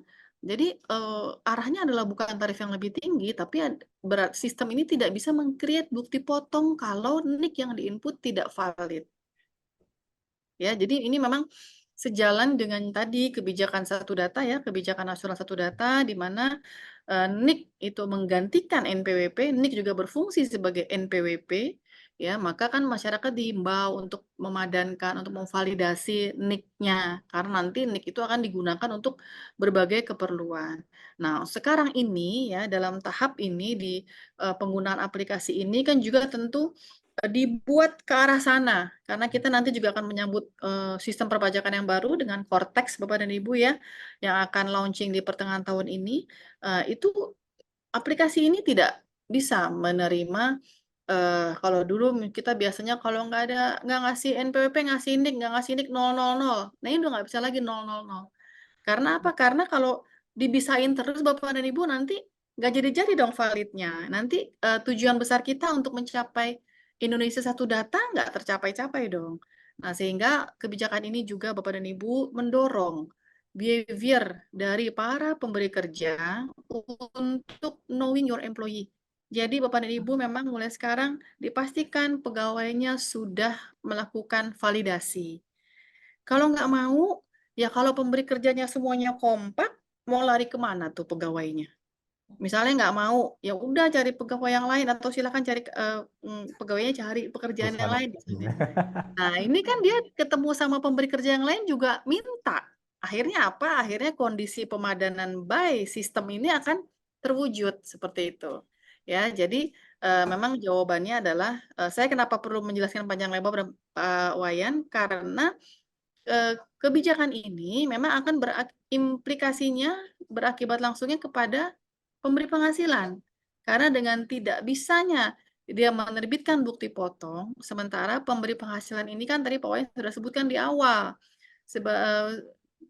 di dalam mekanisme atau administrasi withholding system kan diberikan tanggung jawab untuk memotong. Nah, dengan bukti apa? Bukti pemotongan. Ketika orang yang diberikan kewenangan untuk memotong dengan bukti potong, buktinya tadi tidak melakukan kewajibannya, tentu kan sanksinya melekat pada dirinya. Nah, jadi kan tentu pemberi kerja nggak mau dong kayak gitu kok. Nih pegawai yang nggak memadankan kok kita yang kena. Nah, maka yuk bareng-bareng kita ajak pegawainya untuk segera memvalidasi NIK NPWP-nya. Demikian Pak Wayan. Oke, siap. Baik, berarti catatan juga ya Bu Dian untuk para pemberi kerja untuk menghimbau para karyawannya untuk segera melakukan pemadanan NIK NPWP ya Bu ya? Ya. Tuh. Oke, kita lanjut ke pertanyaan berikutnya. Dari Pak Bambang Winarko, dari PT Bumen Reja Abadi. Bagaimana perlakuan PPh 21 terhadap karyawan yang pindah cabang A ke cabang B dalam perusahaan yang sama? Silakan Ibu Dian. Oke. Teknisnya sama persis dengan pertanyaan Bu Tini tadi, namun di sini ada stressing cabang. Perusahaan sama stressingnya di sana. Nah, maka Bapak dan Ibu, kalau dalam kondisi sebelum Cortex diimplementasikan, maka cabang A dan cabang B ini masih merupakan dua entitas yang berbeda. NPWP-nya berbeda. Sehingga baik cabang A maupun cabang B harus menerbitkan bukti potong 1721A1 kan? Nah, sehingga caranya seperti yang saya sampaikan tadi. Tapi kalau nanti sudah Cortex berlaku, sudah tidak ada lagi NPWP cabang yang digantikan dengan NITKU, di mana kewajiban perpajakan terpusat di kantor pusatnya, maka satu entitas tuh cabang. Sehingga cukup satu kan yang menerbitkan bukti potong, maka cukup dibuat di bulan Desember. Seperti itu Mbak Firda. Oke, baik. Mungkin Pak Wayan menambahkan? Ya, ini dari Pak Bambang ya.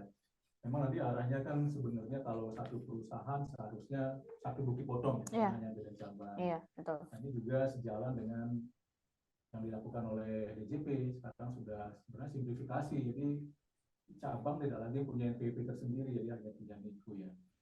Jadi nanti akan lebih mudah lagi sebenarnya, cukup hanya di pusat ya. Jadi satu karyawan meskipun pindah cabang ya tetap satunya hanya satu seperti yang disampaikan oleh Dian tadi. Oke, baik, terima kasih Pak Wayan. Kita lanjutkan lagi ke pertanyaan berikutnya. Dari Ibu Eka di PT Mitra Bor Nusantara. Selamat siang Bapak Wayan dan Ibu Dian. Izin bertanya, di kantor saya untuk BPJS TK dan Kesehatan full dibayarkan oleh perusahaan. Kalau seperti itu, apakah menambah penghasilan bruto? Nah, mungkin Pak Wayan bisa bantu menjawab. Baik, terima kasih pertanyaan dari Ibu Eka ya. Jadi BPJS Ketenagakerjaan dan Kesehatan full dibayarkan oleh perusahaan. Ya, apakah semua masuk penghasilan bruto? Ya berarti ini ada lebih yang dibayarkan oleh perusahaan sebenarnya daripada keharusan. Iya, betul. Nah, oleh karena ada lebih ya berarti itu masuk sebagai tambahan kemampuan ekonomis karyawan. Ya, sehingga kemudian ya kategorinya memang harus dimasukkan ke dalam penghasilan bruto, total penghasilan bruto yang nanti akan dikenakan PPh melalui tarif efektif bulanan tersebut. Jadi dihitung dulu penghasilan brutonya termasuk ya gaji, semua tunjangan, kemudian juga tunjangan BPJS TK, ya bayaran ya termasuk BPJS Kesehatan, ya kemudian juga ada natura, tadi Budian juga sudah jelaskan. Ya, jadi natura juga masuk komponen sebagai penghasilan bruto ya. Nanti setelah terkumpul semua, baru kemudian ya dicari dengan rate-nya ya, rate di tabel yang mana yang paling sesuai. Oke. Kurang lebih Pak seperti itu. Wayan izin ini, Nah, teman-teman banyak yang bilang suaranya kecil Pak Wayan. Kalau Mbak Firda jelas, tapi Pak Wayan kayak jauh memang. Mungkin mic-nya ada masalah. halo, halo Bu Eka, dengar ya? Masih kecil.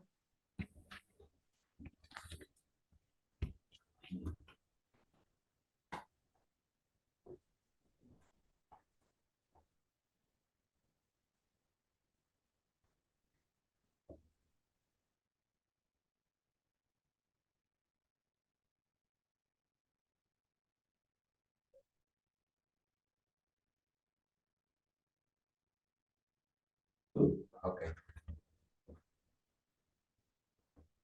Udah ya? Halo, selamat siang Bu Eka, kedengeran sekarang Bu? Kemudian kedengeran suara saya? Agak jauh ya Pak ya? Jauh Nggak ya? seperti Mbak Firda, iya. Pak, Oh, masih agak Nah, kalau resek-resek. jauh ya? Mbak Firda jelas. Halo? Tes?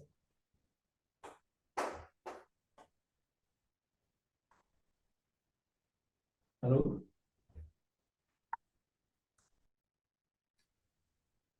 Halo Bu Eka, kedengeran Bu? Belum ya? Masih jauh ya? Kalau saya sih kedengeran, nggak tahu teman-teman yang lain apakah cukup suara Pak Wayan? Cukup, Pak. Tapi Oh, bisa nah, diulang ini. lagi nggak Oh, untuk ya, jawaban? baik. Ya. Baik, Bu Eka. Sorry tadi, ya, ada gangguan teknis. Baik ya. Baik, dari pertanyaannya adalah apakah kalau misalnya kantornya membayar full untuk BPJS tenaga kerjaan dan kesehatan, ya, apakah masuk komponen penghasilan bruto? Ya, memang yang dinamakan dengan penghasilan bruto kan sebenarnya kan semua tambahan kemampuan ekonomis ya yang diterima oleh karyawan, termasuk natura atau kenikmatan yang sekarang sudah menjadi objek pajak. Tentu kalau misalnya di luar dari threshold ya yang PMK 66 yang sudah diatur ya dikecualikan. Nah, kalau misalnya memang perusahaan membayarkan semua, nah di sini kan ada tambahan kemampuan ekonomis yang diterima oleh karyawan. Ya, sehingga komponen ini sebenarnya adalah komponen penghasilan. Ya. Ya, oleh karena itu ya tetap harus dipotong PPh pasal 21 ya. Jadi masuk komponen penghasilan bruto. Jadi penghasilan bruto ini total penghasilan yang diterima karyawan selama sebulan. Kemudian baru kita cari di tabelnya di kategori mana yang paling sesuai. Termasuk juga mempertimbangkan PTKP. Jadi ada dua informasi kan sebenarnya yang diinput. Pertama informasi penghasilan brutonya berapa, termasuk semua tunjangan ya, BPJS tenaga kerja, kemudian kesehatan, natura, kenikmatan. Ya. Yang kedua informasi tentang PTKP. Ya, statusnya gimana sekarang, filing statusnya apakah TK0, K1, dan kemudian baru kita bisa cari di kategori tier yang terkait, yang sesuai. Oke. Jadi kurang lebih seperti itu Bu cara penghitungannya. Dan pertanyaan tadi apakah masuk penghasilan bruto, tentu masuk sebagai komponen penambah penghasilan bruto. Oke, baik. Terima kasih Pak Wayan. Ya, gitu. Semoga jawabannya membantu ya Bu Eka. Kita lanjut lagi ke pertanyaan selanjutnya. Dari Bapak Yosua, dari PT Medler Toledo, Indonesia. Selamat siang, izin bertanya. Bagaimana perlakuan BPJS 1% dan iuran JHT dan JP yang dipotong dari gaji karyawan tiap bulan? Apakah mengurangi penghasilan bruto lalu dikali TER selama Januari sampai November atau dihitung pada masa akhir Desember saja? Ya. Pertanyaan ini silahkan Ibu Dian untuk menjawab. Ya, baik Bapak dan Ibu, Pak Yosua, terima kasih atas pertanyaannya. Jadi kalau di dalam TER ini kita memang harus mengosongkan gelas ya Pak Wayan. Kadang-kadang wajib pajak ini masih terbayang-bayangi oleh TER 16 gitu ya. Nah, kalau di TER ini maka udah nggak seperti yang saya sampaikan berulang kali. Hanya tinggal berapa bruto, berapa tarif yang terkait. Jadi nggak ada dikurang-kurangin kalau kita menghitung pemotongan bulanan selain masa pajak terakhir. Ya, jadi mau ada yang teratur, tidak teratur. Tadi juga ada pertanyaan yang selesai lihat nanti berubah-ubah penghasilan tiap bulan. Kemudian ada komisi dan lain sebagainya. Ya nggak apa-apa, memang sangat dimungkinkan tarifnya berubah-ubah di tiap bulan itu tergantung berapa total bruto yang diterima oleh seorang pegawai, gitu ya. Nah, sehingga kalau menjawab pertanyaan Mbak Yosua ini adalah memang tidak diperhitungkan langsung berapa brutonya, berapa tarifnya. Nah, saya ingin menyampaikan ini saja, Mbak Firda. Kenapa Ya, tidak? Oke, boleh nggak saya share screen? boleh. Silakan Ibu. Oke, sebentar ini kok salah. Lu. Ya, sorry Bapak Ibu. Ini saya share yang ini ya. Ini saya hanya mau menunjukkan bahwa kenapa kita tidak perlu memperhitungkan iuran pensiun lah ya, jaminan hari tua segala macam itu kan sebenarnya boleh dikurangkan. Nah, karena di dalam TER ini Bapak dan Ibu itu sebenarnya sudah secara implisit mengandung pengurangan-pengurangan yang diperkenankan. Kita lihat di baris pertama, 5,4 juta, ya masih 0%. Padahal kalau kita mengingat PTKP-nya, itu besarnya adalah 4,5 juta kan kalau untuk TK 0. Ya, sebulan loh, kan setahun 54, sebulan 4,5 juta. Nah, maka selisihnya adalah untuk itu, untuk memperhitungkan ada biaya jabatan, ada iuran pensiun. Tapi sekali lagi, ya angka tersebut, kalau biaya jabatan kan sudah fix ya, 5% dari penghasilannya kan, maksimal 6 juta ya setahun ya, itu kan fix. Tapi kalau iuran pensiun kan beda-beda. Bahkan ada yang perusahaan yang memberikan fasilitas ketika dia dapat bonus 50 juta, maka dia boleh top up di DPLK-nya, di jaminan pensiunnya gitu kan ya. Nah, ini kan saya sampaikan tadi di awal, adalah kondisi anomali kalau yang seperti itu. Tapi sedangkan yang digunakan untuk penyusunan dalam simulasi TER ini, yang simulasi yang dilakukan oleh DJP untuk menghasilkan formulasi ini, itu kan kondisi masyarakat Indonesia kebanyakan. Jadi iuran pensiunnya mungkin ya yang digunakan yang banyak dipakai oleh pegawai, misalnya kisaran 100, 200, 300 ribu. Nah, kalau kemudian jumlahnya lebih besar dari itu, ya mungkin tidak akan tercover secara keseluruhan di dalam TER. Tapi yang mau saya sampaikan adalah angka di TER ini sudah memperhitungkan pengurangan-pengurangan yang diperkenankan. Tapi jumlahnya sekali lagi adalah menyesuaikan dengan jumlah yang umum yang dipakai di seluruh Indonesia. Seperti itu Mbak Firda. Oke. Baik, terima kasih Ibu Dian jawabannya. Semoga bisa menjawab ya Bapak Yosua tadi ya. Ya. Lalu kita lanjut lagi ke pertanyaan berikutnya dari Bapak Ivan di FAHADS. Bagaimana implementasi atas penerapan komponen penghasilan teratur dan tidak teratur dengan metode mix gross up? Terima kasih. Oke, silakan. Mungkin Pak Wayan mau menjawab.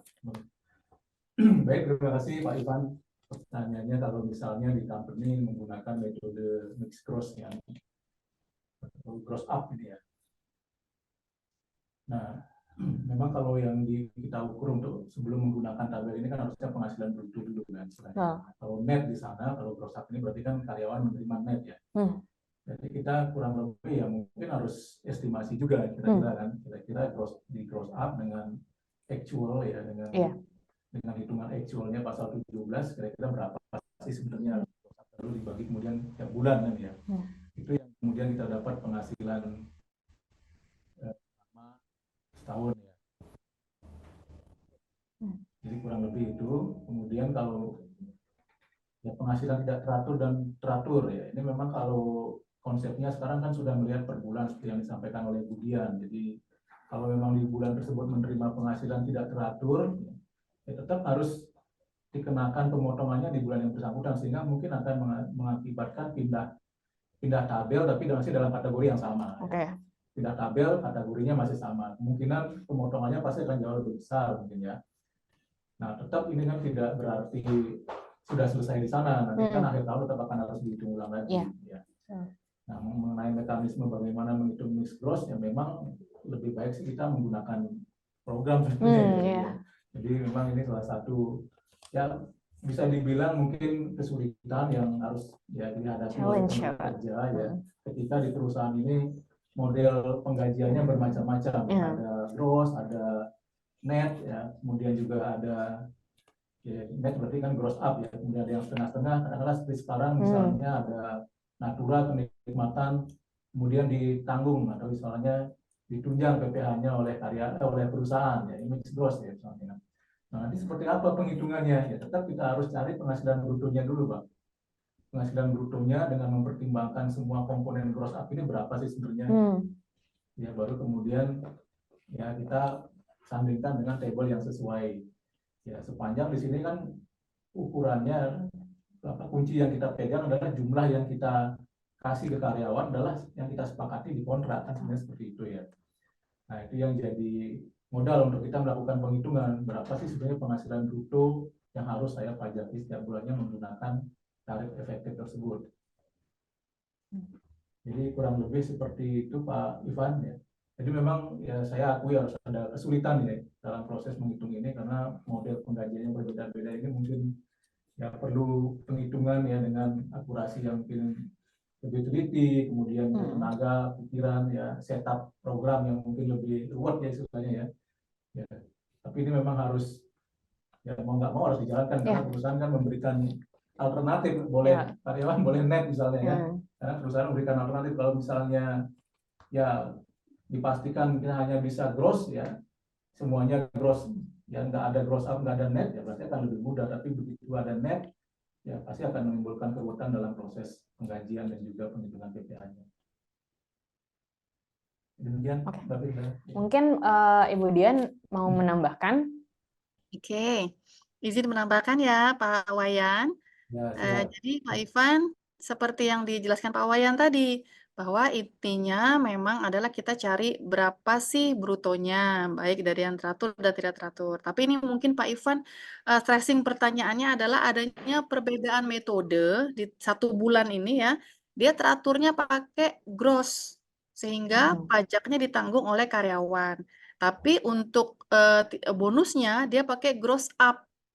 Jadi dia pajaknya di gross up dulu oleh pemberi kerja. Ini gimana? Nah, ini kita harus pahami basic pemahamannya adalah pokoknya total semua yang diterima oleh pegawai, baik gajinya maupun penghasilan dalam bentuk lain. Kalau kita lihat di dalam pertanyaan Pak Ivan, berarti ada penghasilan dalam bentuk lainnya yaitu gross up-an dari yang bonus. Kan gitu. Karena kalau gross, kan sudah gross tuh memang sudah gajinya dia. Tapi bonusnya dia, ternyata atas bonus itu pajaknya ditanggung oleh pemberi kerja. Maka tanggungannya akan menambah tuh Pak Ivan, menambah bruto, menambah DPP di bulan itu. Nah, sehingga bagaimana ngitungnya? Memang kalau di aplikasi Bapak Ibu itu kan ada pilihan gross dan gross up, tapi sayangnya tidak ada net dan mix. Nah, sehingga Bapak Ibu harus menghitung dulu secara manual. Yang penting tahu konsepnya bahwa menjumlahkan seluruhnya. Berarti apa? Oh, oke. Yang gajinya 20 juta itu adalah komponen bruto kita. Terus kemudian bonusnya adalah misalnya 20 juta juga ya Pak. Misalnya bonusnya 20 juta tapi ada tanggungan pajaknya nih. Yaitu akan ditanggung oleh pemberi kerja biar gampang ya Pak. Misalnya pajaknya 5 juta. Maka si 5 ini akan menambahkan juga 20 tambah 20 tambah 5. Nah yang 45 ini nanti Bapak kliknya di gross. Karena dia menjadi gross brutonya. Seperti itu Pak Wayan, Mbak Firda. Mudah-mudahan menjawab ya Pak Ivan ya. Oke, baik. Terima kasih Ibu Dian atas jawabannya. Lanjut lagi, kita ke pertanyaan berikutnya. Dari Ibu Leli dari PT M3. Bagaimana cara menghitung PPh 21 THR menggunakan TER? Nah, ini teknis banget ya. Silakan Ibu Dian bisa dibantu menjawab pertanyaan dari Ibu Leli. Ya, oke. Nah, ini Bu Leli kuncinya menjawab pertanyaan ini adalah seperti yang saya sampaikan tadi. Kosongkan dulu gelas kita. Gitu ya, Pak Wayan. Karena nanti kalau masih dibayang-bayangi oleh Per 16, jadi nanti tergoda tuh untuk banding-bandingin sama nggak usah. Pokoknya di TER ini adalah berapa gaji, berapa penghasilan lain. Mau namanya THR, namanya bonus, namanya lembur. Pokoknya sepanjang apapun yang diterima di bulan itu, itulah menjadi dasar pengenaan. Bulan ini dia terima gaji 10 juta, nanti terus di bulan April 10 juta ya ada THR misalnya 1,5 kali gaji, 15 juta. Maka dasar pengenaannya adalah 25 juta. Kalau di bulan-bulan sebelumnya dia dipotong misalnya 2% karena 10 juta, maka ketika 25 juta dia mungkin ada nambah banyak, saya nggak hafal ya, misal menjadi 4% katakan. Ya pakai 4% di bulan April itu. Gitu Mbak Firda. Jadi nggak perlu pusing-pusing dulu ya Bu Dian ya kalau Iya. mau hitung ini ya. Oke. Semoga menjawab tadi ya Bu Leli jawaban dari Bu Dian. Lalu kita lanjut ke pertanyaan berikutnya dari Bapak Yogi di divisi PKU. Kalau pajak ditunjang perusahaan dan terjadi lebih bayar di akhir tahun, maka masih bisa dikompensasikankah ke masa berjalan di tahun berikutnya? Ya. Silakan, mungkin Ibu Dian bisa membantu menjawab. Oke, makasih Mbak Firda. Pak Yogi, terima kasih pertanyaannya. Ini pajaknya ditunjang, berarti si pegawai mendapatkan tunjangan. Berarti artinya biasanya namanya net ya. Net. Nah, ini ketika netnya menjadi ada menghasilkan lebih. Jadi gini, kalau untuk pajak-pajak yang ditanggung oleh perusahaan dalam bentuk apapun, maka ini perlu ada ngobrol bareng nih Mbak Firda antara pegawai dengan perusahaannya. Oh, oke. Sebenarnya pegawai ini kalau dia ditanggung oleh perusahaan mau apapun bentuknya dia mau udah terima beres saja orang pajaknya ditanggung perusahaan kan gitu, nggak ngaruh, tidak mau ada take home pay. Tapi ini lebih berpengaruh kepada cash flow-nya perusahaan. Nah, sehingga perusahaan ini duduk bareng harus mungkin dari range kontrak bahwa kalau ada kelebihan pembayaran di masa pajak terakhir, misalnya berarti itu tidak ada pengembalian, berarti tidak dapat dilakukan sesuai dengan ketentuan undang-undang, karena kan itu bukan uangnya karyawan. Tapi kalau emang perusahaannya baik gitu ya, mau udah kelebihan pemotongan, padahal itu kan uangnya perusahaan ya. Nanti di kayak Pak Wayan misalnya di enforce gitu, nanti kalau ada kelebihan pemotongan Mbak Firda, akhir tahun tetap saya kembalikan gitu. Nah itu lain cerita ya. Jadi harus ada kesepakatan antara pemberi kerja dengan karyawannya. Nah, itu kalau kita berbicara kelebihan pembayaran ya. Ini saya takutnya mudah-mudahan saya benar arah pertanyaan menjawabnya ya Pak Yogi ya. Tapi kalau kita berbicara kompensasi itu kan dilakukan apabila SPT perusahaannya lebih bayar. Ya. Jadi kalau yang tadi lebih bayarnya dimaksud adalah untuk pegawai, karyawan, jawabannya seperti tadi. Tapi kalau untuk kompensasi berarti kita bicara SPT-nya perusahaan. Nah, untuk SPT perusahaan yang lebih bayar memang dapat dikompensasikan ke masa pajak berikutnya, Pak. Tapi tidak harus berurutan di PMK 168. Kalau di Per 16 itu harus berurutan ya. Di PMK 168 maka boleh dikompensasi ke masa pajak yang mana saja yang masih terbuka. Seperti itu, Mbak Firda. Oke, baik. Terima kasih Ibu Dian. Mungkin Pak Wayan ada yang mau ditambahkan? Saya kira tadi sudah jelas disampaikan oleh Ibu Dian ya. Jadi kalau dari sisi karyawan ya lebih bayarnya, ya ini kalau memang pajaknya ditunjang ya, diberikan tunjangan oleh perusahaan, berarti kan sebenarnya hak perusahaan ya. Karena hak karyawan kan hanya sudah diberikan semua netnya kan sebenarnya kan. Jadi kenapa minta tambahan lagi? Jadi kalau misalnya pajak ya yang ditunjang tadi memang kelebihan, ya itu menjadi haknya perusahaan kerja ya. Nah, tadi Bu Dian juga menyampaikan bagaimana kalau misalnya dari sisi pemberi kerja yang SPT-nya lebih bayar. Nah, ini tentu boleh dikompensasikan ke masa pajak berikutnya yang tidak harus berurutan. Jadi saya kira sudah jelas ya. Oke, baik. Terima kasih Pak Wayan atas tambahannya. Demikian sesi tanya jawab pada webinar kali ini. Semoga jawaban-jawaban yang diberikan dapat membantu Anda dalam memahami penerapan tarif efektif PPh pasal 21 ini ya Bapak Ibu. Namun jangan khawatir, kalau misalnya Bapak, Ibu, dan para hadirin masih mempunyai pertanyaan terkait tarif efektif ini atau masalah perpajakan yang lain, Bapak Ibu bisa bertanya kepada konsultan kami melalui aplikasi Enforce A yang bisa Anda unduh di App Store ataupun Play Store. Nah, pada aplikasi ini, seperti yang bisa Bapak Ibu lihat di layar, terdapat menu chat consultant yang dapat Anda gunakan untuk berkonsultasi atau bertanya kepada para konsultan kami tanpa dipungut biaya. Nah, selain itu, apabila Anda membutuhkan materai untuk dokumen-dokumen Anda, N4A juga memiliki layanan untuk pembelian dan pembubuhan materai secara elektronik pada website kami di n4a.com/e-materai. Nah, yang terakhir, kami juga menyediakan layanan review dan perhitungan PPh Natura untuk tahun pajak 2023. Nah, ini terkait PMK 66 ya, Bapak Ibu, di mana sekarang Natura dan kenikmatan merupakan objek pajak dan dapat menjadi pengurang penghasilan dalam perhitungan PPh badan. Layanan kami meliputi identifikasi biaya-biaya pada ledger, penghitungan Natura dan kenikmatan yang terutang PPh untuk masing-masing karyawan yang menerima, penghitungan PPh 21 atas Natura dan kenikmatan, pembayaran, pembuatan SPT, dan bukti potong serta pelaporan, rekonsiliasi biaya Natura dan kenikmatan, dan laporan biaya Natura dan kenikmatan untuk lampiran SPT PPh badan. Nah, jadi jangan ragu untuk menghubungi kami nih, Bapak Ibu, kalau misalnya perusahaannya membutuhkan layanan ini. Gitu. Nah, tadi kan di awal saya menyinggung akan ada, untuk 3 pertanyaan terbaik akan mendapatkan hadiah menarik dari N4A. Nah, saya akan meminta bantuan Pak Wayan untuk memilih pertanyaan terbaik dari pertanyaan-pertanyaan yang tadi sudah dibaca. Silakan Pak Wayan. Tadi ada Tadi banyak sekali ya. Iya, ada 10 pertanyaan. Ada Pak Yosua, ada Ibu Tini, Bu Eka, Betul. aku. Betul.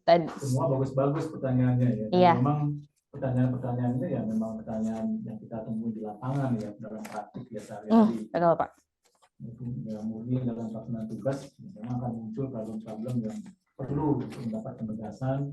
Tentunya kita punya Budian siang hari ini kan yang sudah memberikan penjelasan yang sangat detail ya, memberikan pemahaman yang ya saya harap mudah-mudahan bisa memberikan ya pencerahan lah kepada Bapak Ibu baik sebagai pemberi kerja maupun sebagai karyawan ya, ketika menghadapi format penghitungan PPh 21 yang baru ini.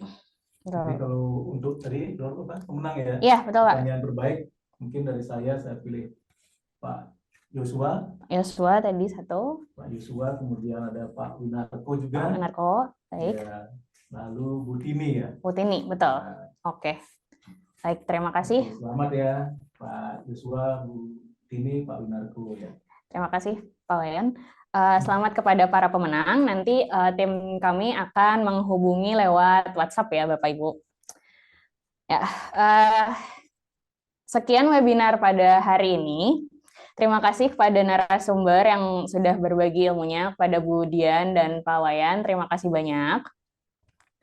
Terima kasih juga kepada Bapak, Ibu, dan para hadirin yang telah mengikuti webinar ini. Semoga apa yang kita pelajari dapat memberikan manfaat untuk kita semua.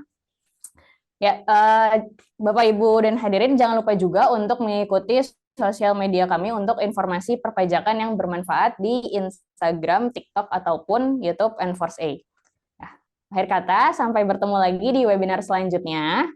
Wassalamualaikum warahmatullahi wabarakatuh. Waalaikumsalam warahmatullahi wabarakatuh. Terima Terima kasih kasih, Pak Budian. Firda, Pak Wayan, Bapak Terima Ibu. kasih, Bapak, Ibu Ibu. semua. Terima kasih banyak semuanya. Mudah-mudahan membantu ya. Ya, sama-sama. Terima kasih, Bu Dian.